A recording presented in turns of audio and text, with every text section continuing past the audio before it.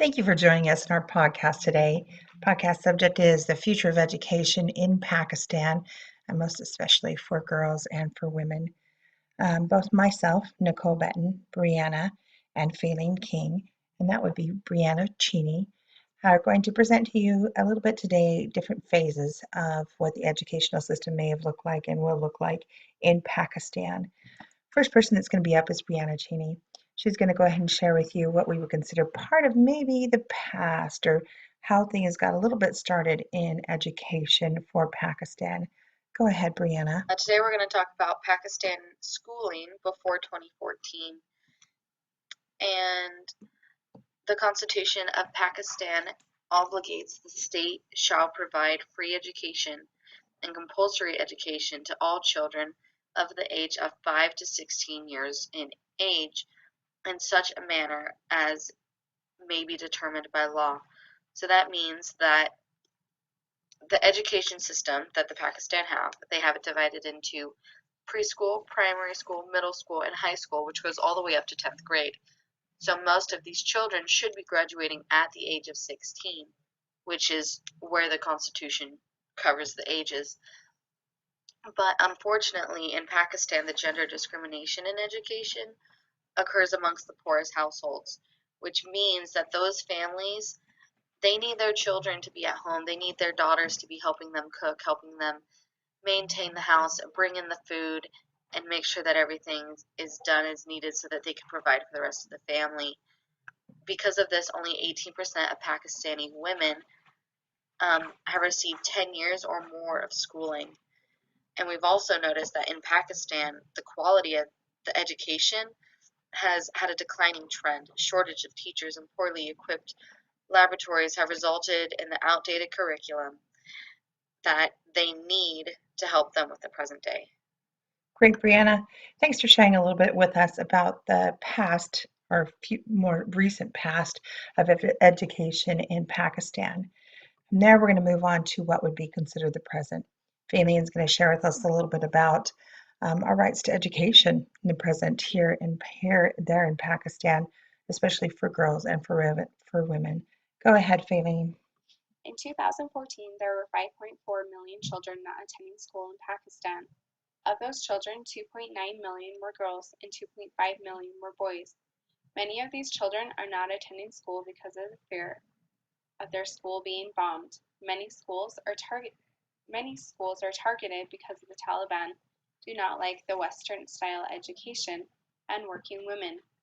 They also target military-based schools because of retaliation and an easy-to-get target. Parents are also afraid to send their children to school because of the terrible conditions. Many schools are partially destroyed, don't have running water or bathrooms, and if they do have running water, it is not drinkable. In 2014, there were a total of 710 schools destroyed in Khyber Pakhtunkhwa and 401 schools destroyed in the Swat Valley. So what is being done to help these millions of children continue to gain an education? The European Union and international community have helped by acquiring funding for schools so that they can be open again.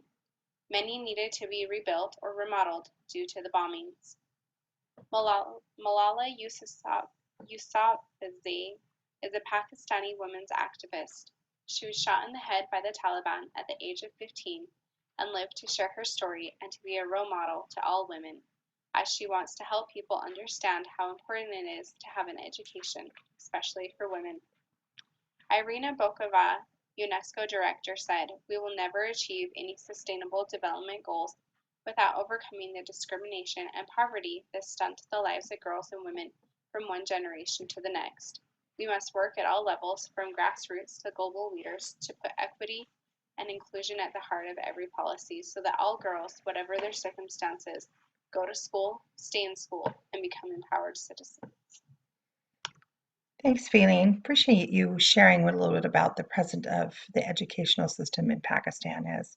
So, as we look at what the past was, setting up a constitution, articles to help in the education process, and then look at all of the activists, people who are willing to help, people who want to help to make education a better place, where are we missing out? and our future and things to go. Where are we missing out for things to be good for Pakistan? Well, I'm going to start first with a quote by Kaiser Bengali. He's actually an expert in the area of education in this particular region. And he goes on, I'll just paraphrase, he goes on to tell us that basically with each different administration that's come into government, they have set goals and standards and targets to work for in the educational system. And in doing so, they have had problems because each education or each administration that comes in never fulfills the goals of the previous administration. They just adopt more goals and more targets, and in a sense are just shooting themselves in the foot. They're not even reaching the minimum set by the UN for development goals for primary education.